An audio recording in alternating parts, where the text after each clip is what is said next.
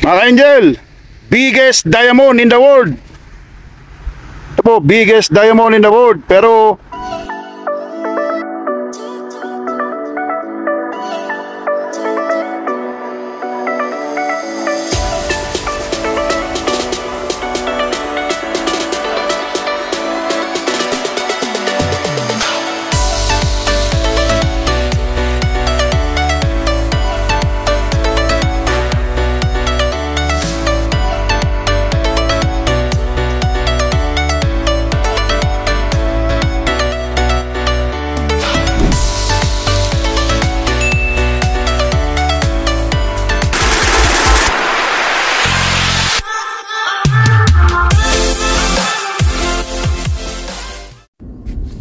hula ho mga ka-angel, ito naman po ang yung lingkod niyong katropa at kalakwatsa, Kuya JJ.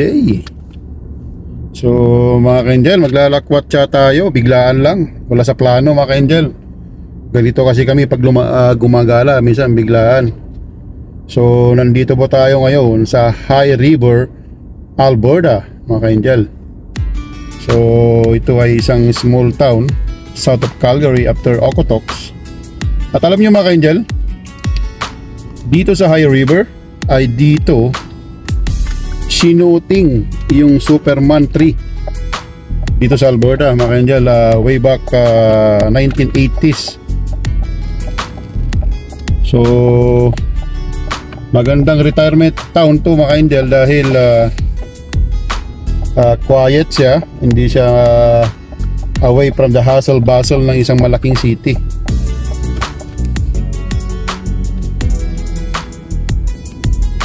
Yan mga ka-angel, nandito tayo ngayon sa High River, Alberta. Ayan mga ka-angel, yung bahay na kung saan nag-shooting si Superman 3 dito po sa High River. Yan mga ka-angel, ayan. Yan. Yan yung bahay na kung saan nag-shooting si Superman 3. Yan mga ka-angel, yung bahay sa High River kung saan nag-shooting si Superman. O ano po yan, at way back in 1980s. Ayan po, yan po yung Superman na naging sikat dahil dito po sa High River yan kung saan ginanap yung Superman. Yan mga ka-angel, Superman 3 house. Okay, so mga ka-angel, ito yung High River. Bibili lang tayo ng ano mga ka-angel, cherya, para nguyang-nguyain natin sa daan. May Filipino store dito mga ka-angel na hindi ko alam kung buhay pa. I mean kung open pa siya. Sana open pa. Naku po, sarado na yata mga ka-angel. Mga ka-angel, oh, may Pilipinong restaurant yata to sa High River. O yan, oh, bago. Kita natin dito kung may ano sila, cherya. Ito sarado yata mga ka-angel, baka naghali. Oh, sarado nga. Oh, mga ka-angel, oh, Pilipino dito sa High River. Ito, kaya mga ka-angel, oh, High River po. Ito mga ka-angel, oh, may restaurant dito sa High River, Pilipino, oh. Sakto. Kaya mga ka-angel, oh, Pinoy dish, Fred and Susan. Oh, ayos, ayos. Tayo natin magkumain dito one time mga ka-angel. Ito yan sa High River mga ka-angel. Oh, High River mga ka-angel, oh. Yan. Yan, yan, yan, yan.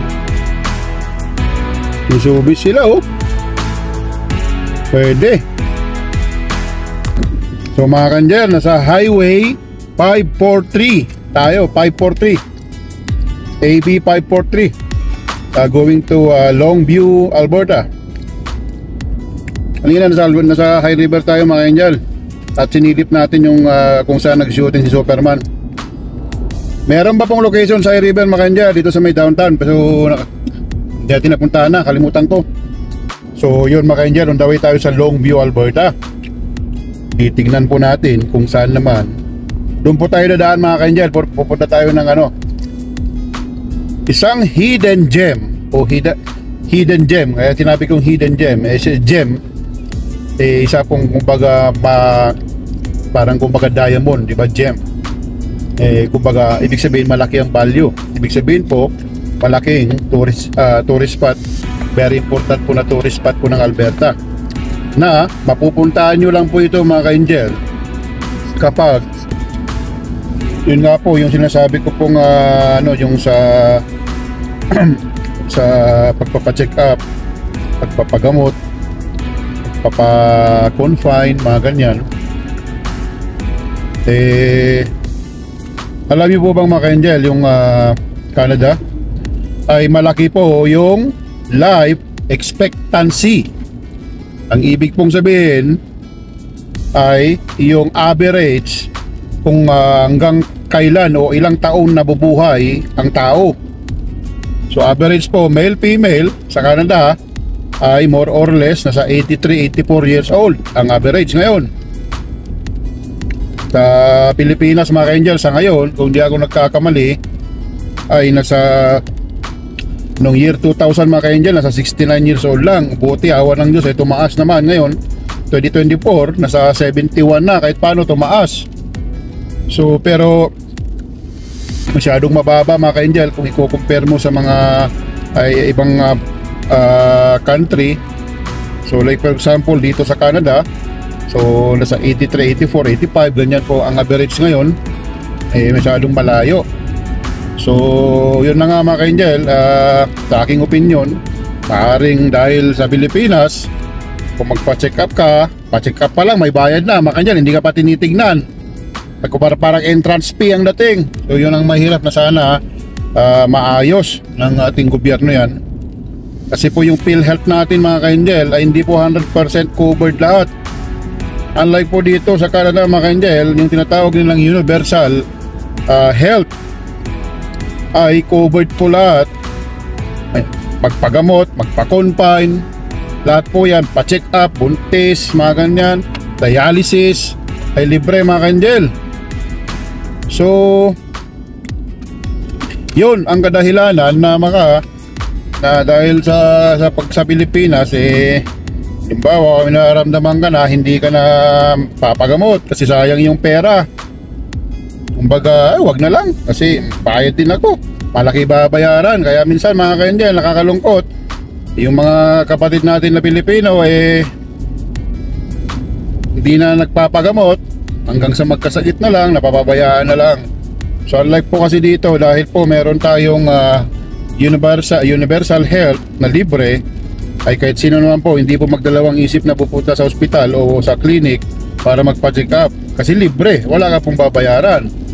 Kaya yun nga po ang lagi kong sinasabi, ay consider nyo lagi yan, yung free health. At one more thing mga ka-angel, yung sa pagre-retire. At sa aking opinion lang po yan, at yung pagre-retire ay wag po kayong matakot kung sa Canada kayo mag-retire.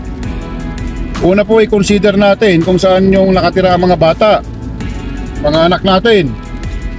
Siyempre kung pinili ng mga chikiting ay dito manirahan sa Canada, dito sila magkaroon ng pamilya, tapos pupunta ka po ng Pilipinas para ka nag-abroad mga ka-angel, napapalayo ka sa mga anak mo, mga apo mo. So in that case, wag po nating i-consider natin na mapapalayo tayo sa mga apo, mga anak natin. At hindi po ibig sabihin pag nag-retire tayo sa Pilipinas ay maaalagaan na tayo ng maayos doon. Yung mga, let's say, sabihin natin may mga kamag-anak mga ka-angel, pero hindi ibig sabihin na maalagaan ka 100% ng mga kamag-anakan mo dahil may kanya-kanya rin silang pamilya at siyempre tumatanda rin sila. In that case po, baka dalawa na lang kayong mag-asawa ang mag-alagaan. So unless kung meron kayong anak doon, siguro na walang asawa, pero siyempre kinuha nyo na dito sa Canada mga ka-angel, and for sure dito na sa Canada ang pipiliin nilang manirahan. At isa pa mga ka-angel, dito para kung dito kayo nanirahan ay yun na nga, matandaan na kayo, covered pa rin kayo sa mga free health at mapapacheck up kayo ng maayos at maalagaan kayo. Mas maalagaan kayo mga ka-angel dahil meron tayong mga aged care facilities na pwedeng tutulong sa atin kung nahihirapan yung mga anak natin na mag-alaga sa atin. So kaya yun ang mga ka-angel ay kumbaga yung mga anak natin, huwag nating isipin na kumbaga kung yung mga anak natin ay magkakaroon ng pamilya yan, siyempre magkakaroon ng mga apo. Ganun talaga, lahat tayo patutungo doon mga ka-angel na tatanda tayo. So dalawa na lang kayo mag-asawa, kayo na lang magtulungan. But in that case po, pag binigyan natin yung pagmamahal excuse me, magandang pag-aaruga sa mga anak natin, hindi nila makakalimutan yan. At for sure yan ay aalagaan tayo. At maaaring hindi po sila papayag din na mawalay sila sa inyo kung i-choose nyo yung Pilipinas na mag-retire. Kung nandito sila naninirahan, maaaring gusto nila na dito pa rin kayo mga ka-angel. Kaya nga po mga ka-angel, hindi ko sinasabing wag sa Pilipinas, okay sa Pilipinas, but wag nating kalimutan ang Canada dahil po para maalagaan din tayo, makapunta, makapagpa-check up pa rin tayo ng free dito. Like I said mga ka-angel, life expectancy sa Canada is very high, one of the highest in the world compare mo sa Pilipinas. It means mas maalagaan ka dito, magkaroon ka ng mas maaaring mahabang buhay kaysa sa Pilipinas. So, pagka talagang gusto natin na pumunta ng Pilipinas, wag lang nating kakalimutan yung Canada. Hati-hati mga ka-angel. Kumbaga kung winter dito, bakasyon kayo sa Pilipinas ng winter. Pagka summer na dito, di balik kayo dito. Basta yung presence nyo andito pa rin. Kaya sinasabi ko mga ka-angel, kung andito kayo, process your permanent resident, get your citizenship after that, and apply for a dual citizenship kung gusto nyo talagang hindi mawala yung pagka-Pilipino natin. Para pag pumunta kayo, magnegosyo kayo sa Pilipinas, hindi kayo matataksan ng gobyerno dahil hindi kayo foreigner. Hindi, kasi Pilipino pa rin kayo. Kaya dual citizenship is the key kung gusto nyo talagang yung Pilipinas andyan pa rin sa atin. So pwede po kayo mag-travel hop-hop, Philippines, winter time sa Canada, Philippines, summer time sa Canada, go back. Para yung pensyon dito pa rin kasi nagpe-pensyon kayo mga ka-angel. Kung pensyon natin sa Canada, huwag natin kalimutan. At kung darating yung panahon na mahina na tayo mag-travel sa aeroplano, that's the time po na mag-select kayo kung saan kayo na talaga mag-stay. But for me, myself, my ka-angel, sa aking opinion, andito yung mga anak natin sa Canada. Of course, pipiliin ko na dito tayo maninirahan kasi andito yung mga chikiting natin, andito yung mga apo natin mga ka-angel. So unless kung yung mga anak natin ay nag-decide na bumalik sa Pilipinas, eh siyempre wala tayo na Pilipinas kasi andun yung mga anak mo, mga apo. So yun mga ka-angel, at maganda mag-retire sa Pilipinas kasi doon tayo nang galing. Pero wag nating kakalimutan lagi na yung free health na pagpapacheck up natin dahil very important yan para maalagaan tayo ng maayos. Kasi yung government mga ka-angel, may mga program sa mga elderly, yung mga nag-retire na. Aside from the pension na makukuha, may mga free dental, free check up pa rin yan, free eye check up, at saka yung free yung age care na may mag-aalaga po sa inyo. Kung parang yung kailangan yung mga anak natin mag-apply lang ng parang sa government para mga subsidy ganyan para i-support tayo ng mga ng gobyerno. Kasi hindi naman po kumbaga lahat ay ibibigay na. Kailangan nyo pong i-apply yan sa mga bagay na other benefits. So yun mga ka-angel, at sinasabi ko lang ito yung aking opinion sa mga naguguluhan kung saan sila magre-retire. All we have to do, pag-save tayo ng money, i-process ang permanent residence, si Canadian citizenship, then dual citizenship. Then after yun, para makapag-ipon tayo, mag-invest tayo. Tulad ng sinasabi ko lagi, it doesn't make sense if you have a $1 million, mauubos yan kung nakasakit tayo. Kung nandito tayo, libre ang gamot, save the $1 million, then you can use the $1 million to invest in the Philippines para magkaroon kayo ng negosyo doon. At yung sinasabi ko, dual citizenship. So nito ay sa long view mga ka-angel. At Mag-stop over muna tayo saglit. Naulan mga ka-angel, baka hindi na tayo matutuloy doon sa pupuntahan natin. Alam niyo mga ka-angel, yan. Alam niyo po yung tulay na ito mga ka-angel? Ito. Highwood. Wala na mga ka-angel, kakangango ko, nawawala na akong boses.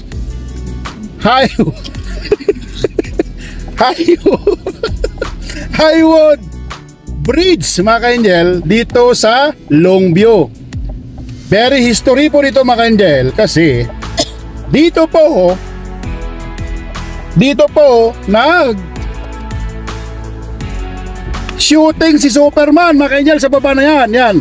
Diyan sa baba na yan, diyan nag-shooting si Superman 3 mga ka-angel. Mag-search sa Google yan. Ito po yung Highwood Bridge dito sa Longview na may nahulog po dyan na kumbaga sa shooting niya may nahulog na parang heavy equipment. Tapos parang sinalo niya yata. Lumipad si Superman. Sinalo niya yung ano dyan, yung may equipment yata na nahulog. Kaya po dito sila, bakit po dito nag-shooting yung Superman mga ka-angel sa Alberta? Guess, mga ka-angel?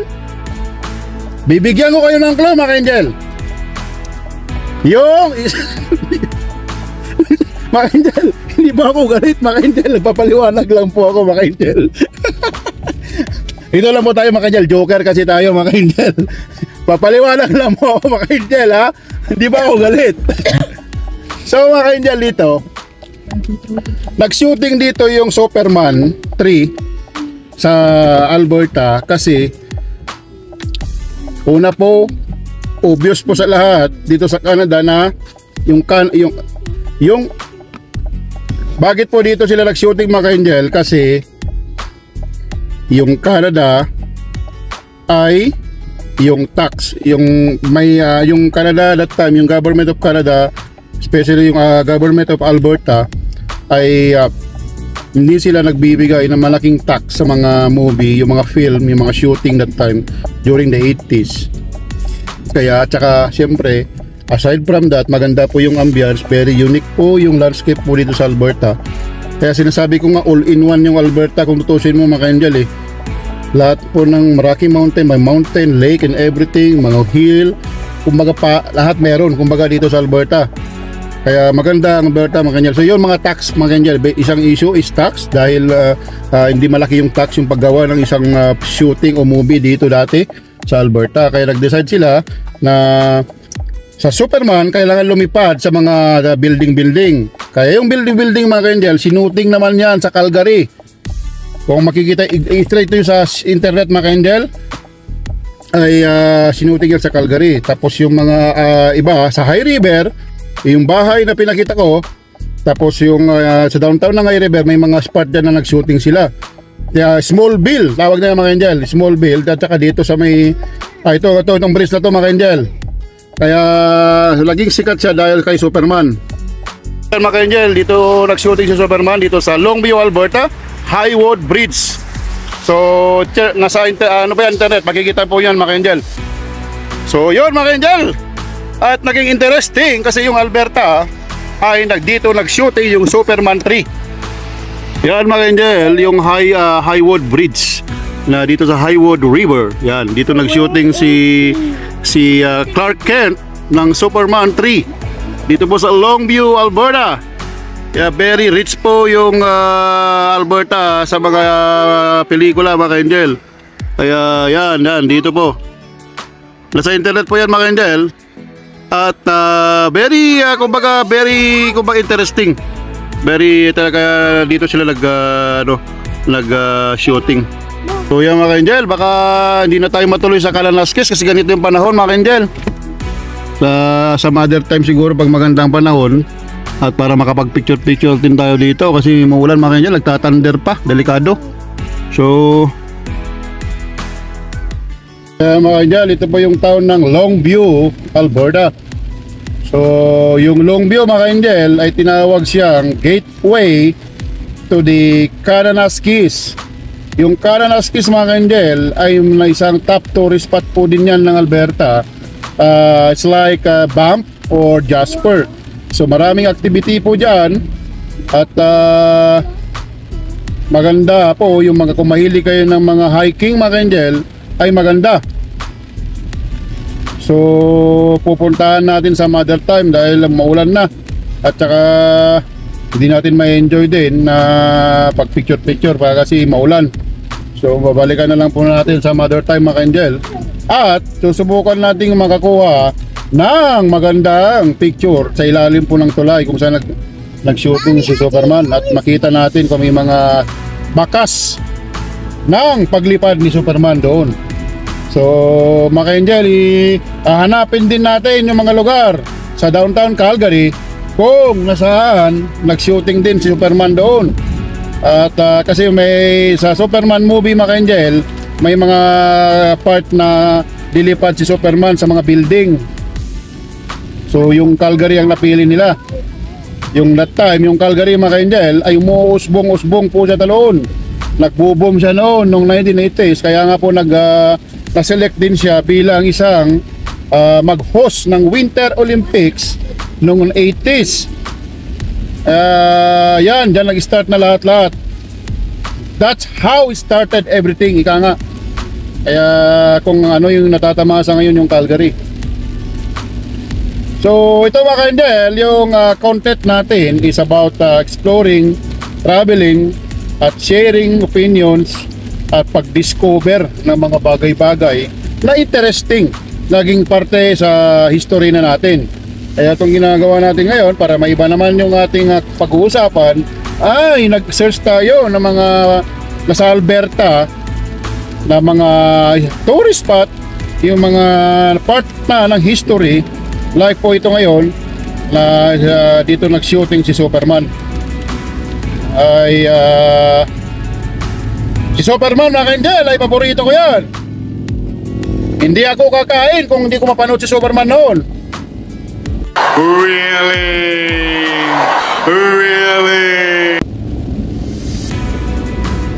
Kaya very interesting, mga ka-angel. So yun, tulad na banggit ko kanina, mga ka-angel, ay marami pong naging historical information, history yung Alberta. Kaya pagka napadpad po kayo dito, mga ka-angel, sa Canada, choose Alberta, mga ka-angel, at siguradong hindi kayo magsisisi, mga ka-angel.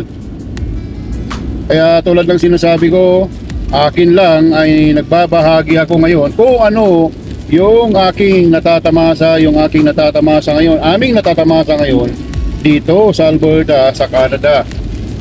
Kaya sana po maging open-minded tayo. Huwag tayong padalos-dalos sa mga decision.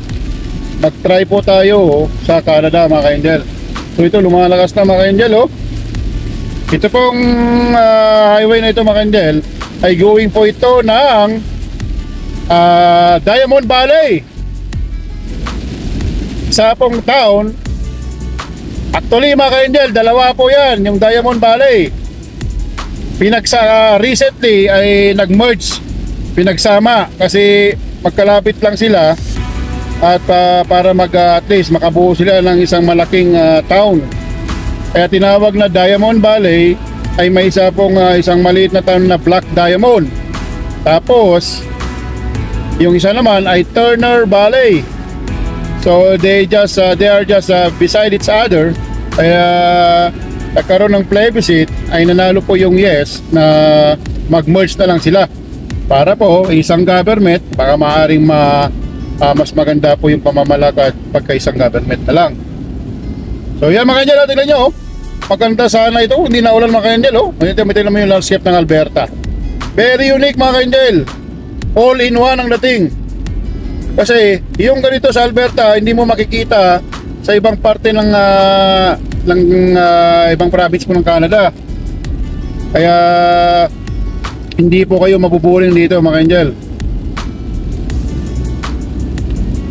So ayan, mga ka-angel, nasa Cowboy Trail, o also known as Highway 22. So nasa Diamond Valley na tayo, mga ka-angel. So ito po yung community nila, at pupunta tayo sa pinaka-downtown nila, sa Diamond Valley, Alberta. It takes around maybe more than I think 40 or I think less than an hour from Calgary. Depende po kung saan kayo dadaan.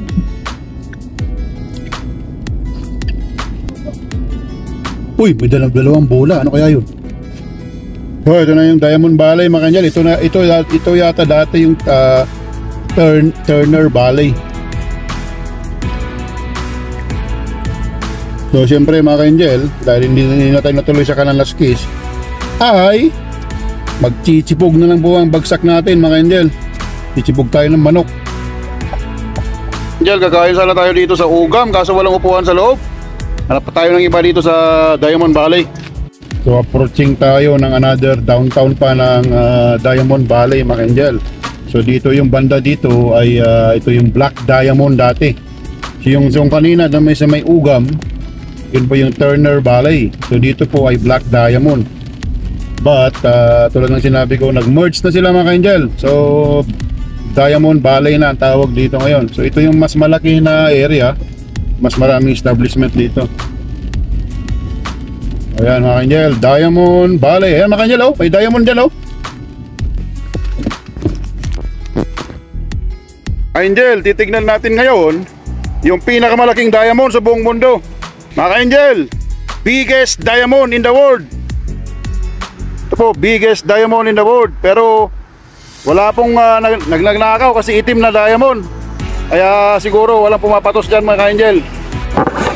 What? Bro, what are you talking about, man? Biggest diamond in the world. Dito po makikita yan sa Diamond Valley. Okay mga kanjel? Tama kanjel, biggest diamond in the world. Mga kanjel, sa mga naghahanap ng ginto, marami po sigurong mga diamond dito. Okay. Dito po sa Black Diamond. Maraming diamond siguro, mga kanjel. Ayan mga kanjel, biggest black diamond in the world sa Diamond Valley, Alberta. So yan po yung Diamond Valley, mga kanjel. Yan po yung pinaka downtown nila. Parang kasing laki din ng High River pagka pagsamahin mo yung Diamond Valley, yung buong Diamond Valley.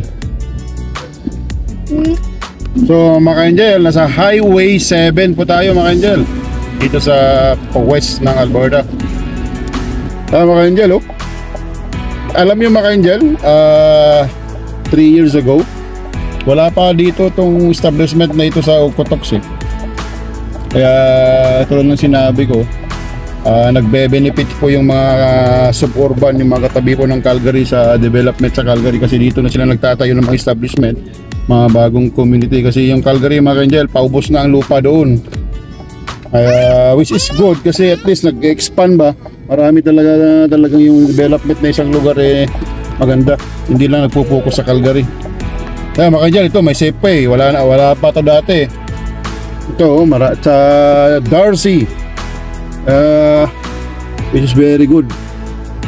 Hanap tayo ng mga kainan, mga kanjel, kasi walang maganda yung pwesto ng ugam doon sa Diamond Valley. Firehouse, mga kanjel, oh. Naku po, may init kaya ang loob niyan. Habang kumakain ka, papawisan ka. Naku, yun na naman ang bagsak natin, mga kanjel. Sinasabi ko na yung paborito natin nakalaban ni Jollibee.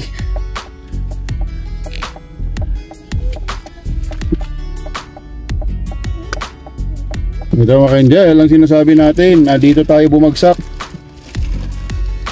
kay paring Papay na naman, mga kanjel. Masarap kasi pumapak ng manok ngayon, mga kanjel, kasi medyo malamig dahil naulan. Kaya mga kanjel, dito tayo sa Papay Okotoks. Kaya dito yung bagsak natin kasi gutom na tayo, mga kanjel. Pasok tayo sa loob. Pasok tayo sa loob, mga kanjel. Kanjel, hindi tayo ng mapapay ngayon sa ano. Mga kanjel, yung sinasabi ko, 10 pieces tapos 24.99. So ito yung mga pagpipilian, mga kanjel, oh. Yan, pinili natin yung Sprite. Taka ito. Ito yung parang orange. Royal, kumbaga sa atin naman yan. Punta dito mga ka-angel. So ito sabi ko man, self-service po lahat dito. Hindi na kaya matuto na ito maging independent. Ayan mga ka-angel, ito ang papay. Masarap po ito mga ka-angel, kumbaga sarap papakin. Dahil kahit wala siyang gravy. So US base siya, kaya sarap po mga ka-angel. Ito po yung pinakamalapit na kalaban ng papay sa panlasa ko mga ka-angel, kasi crunchy, masarap, malalaki pa manok.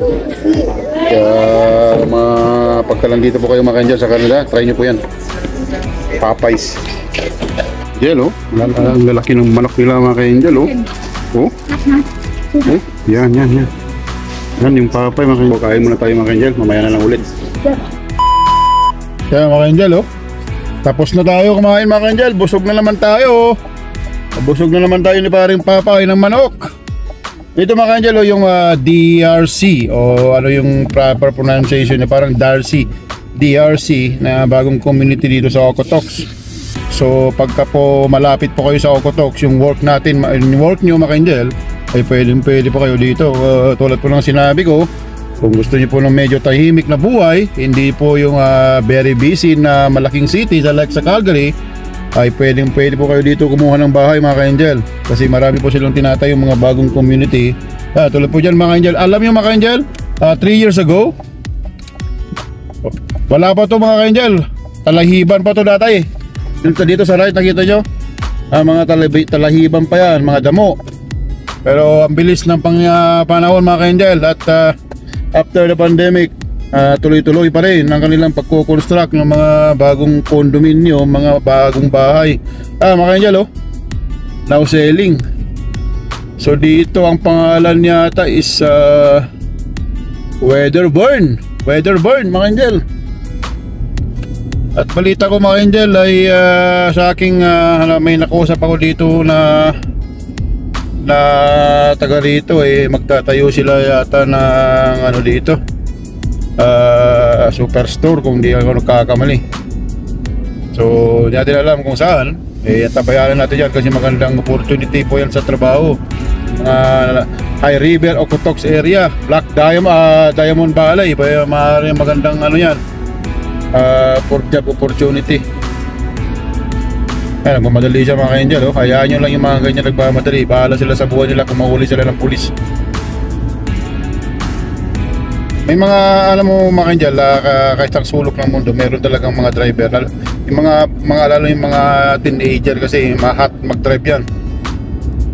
So uwi muna tayo mga ka-angel at magre-relax. At hindi tayo natuloy sa Kananaskis kanina mga ka-angel, si maulan sa Mother Time. At dadaanan natin ulit yung bridge doon. So ako mga ka-angel, ito yung sinasabi ko mga ka-angel. Ayan, baka siguro ito yung kanina nag-overtake sa akin na ang bilis-bilis niya. Sinasabi ko mga ka-angel, dito sa Canada marami police na nakatago, at uhuliin talaga kayo kung overspeeding. Nako, yun na nga yung kanina. Ay nako, yan ang sinasabi ko mga ka-angel. Kaya wag po tayong aggressive pag-drive, wag po tayong maging hot. Kasi dito sa Canada ay talagang binabantayan nila yung mga kalsada, yung mga highway, para sa atin lahat yan mga ka-angel. Kaya wag po tayong magagalit sa mga pulis kung uhuliin tayo, kung manghuhuli sila, dahil binayolate mo yung mga patakaran. Kaya buti nga ganun, para mas safe ay yung paligid natin kung may mga pulis, dahil maraming matatakot na mag-drive na mabibilis. Kasi pagka kasi mabilis ang isang tao, driver mga ka-angel, maaari kang ma-hit, maaari kang masagi, maano ka, madadamay ka na, out of control, mababangga ka, makakabangga ka ng mga other car or sa mga road signs, ganyan. Kaya Yun ang sinasabi ko mga kanjal. Lagi tayong mag-iingat. Huwag tayong aggressive. Huwag tayong hot. Better safe than never. Ika nga. Kaya lang natin yung mga nag-overspeeding. Nag-overspeed. Kung ano, hindi may iwasan yung mag-overtake. Basta balik ka lang sa gitna ulit. Change lane. So, ayan mga kanjal ang ating advice, kasi ito yung na-observe ko dito sa Canada, which is very very good talaga yan. Kasi may mga lugar kasi na walang masyadong pulis, hindi nila masyadong pinagtutuunan ng pansin siguro yung ganun, kasi pinagtutuunan nila ng pansin yung mga ibang krimen. Kaya some other countries or other states or provinces or states na may mga na-observe ako doon na walang masyadong polis. Siguro hindi ko lang siya nakita, pero dahil siguro may mga mas malalapang crime na pinagtutuunan nila ng pansin, kaya doon sila nagpupokus na hindi masyado doon sa highway. Yeah. So yan mga angel, at uwi na muna tayo. Yan muna ang naging video natin. At kita-kits ulit sa mga susunod na mga video na makapag-share tayo kung anong nangyayari dito sa Canada, sa ibang sulok ng mundo, ang mga nakakalap nating balita na makakatulong po sa ating lahat. At sana po nakapagbigay ako ng inspirasyon at magandang ehemplo o magandang kumbaga